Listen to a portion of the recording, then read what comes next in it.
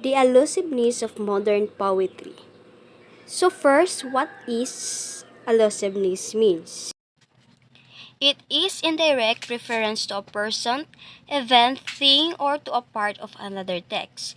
And also, it is an expression designed to call something to mind without mentioning it explicitly.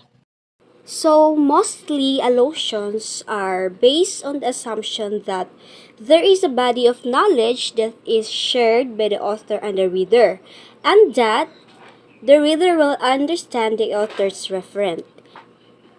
The reason why authors and poets use allusion as quick way to bring meaning to their writing. So how do we identify the allusions in the paragraphs or in a text? So, by thinking critically about what part of a sentence or a paragraph talks about something by relating it to something that comes from the outside of the text. So, like for example, a reference to Pandora's box. So, that means a person action will have their consequences.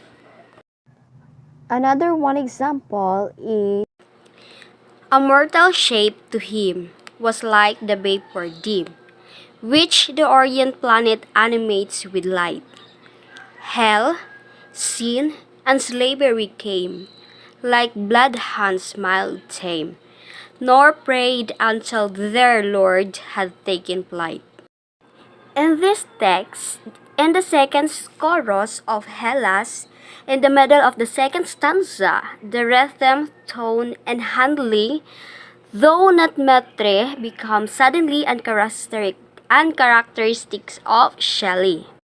A fullness of tone, a choir, gentle cadence, and a leisurely ease of movement belong to the fifth and the following lines. So, the allusion of the text is the first and the second stanza, which is a mortal shape to him was like the vapor dim. The tone and the movement are in clear contrast with the fever, the impetuosity, the sure lines and rapidity of the first stanza or of the closing lines of the second stanza. But allusions are not often so unobstructive, and the place which they are given in the structure of the poem varies. So, allusion is a trap for the writers, almost as effective as for the academic critic. And its purpose is to invite insincerity, encourage, and disguise laziness. When it becomes a habit, it is a disease, but these dangers form no ground for denying to allusion, and the familiar resources of which it is typical of its justifiable place in the modern poetry. Let's move on to the performance of Criterion. The permanence of poetry is a subject closely connected with the foregoing. Just as there is a prejudice in favor of work with wide popular appeal, so there is another in favor of work which lasts, which has stood the verdict of the centuries or is thought likely to stand it. Both are in the part of due to critical timidity. If we cannot decide ourselves, let us at least count hounds and go with the majority. But the circumstances which have nothing to do with value sometimes determine survival, and work which is of great value must often perish for that very reason. It never gets printed, none will look at it or listen to it. And immortality often attaches itself to the bad as firmly as to the good.